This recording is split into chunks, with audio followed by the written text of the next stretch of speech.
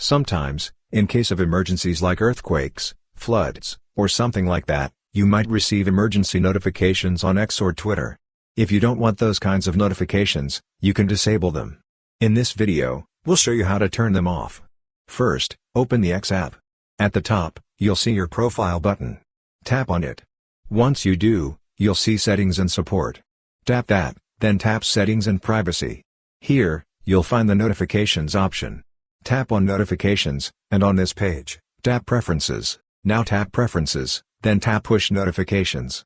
When you scroll down, you'll see an option called Emergency Alerts. Under that, there's Crisis and Emergency Alerts. Sometimes it's turned on by default, which means you'll get those notifications. If you don't want them, just turn this off. After that, you won't receive emergency alert notifications anymore. That's it. This is how you can easily disable emergency alerts on X or Twitter. Hope this video was helpful. If you found it useful, consider subscribing. See you in the next video.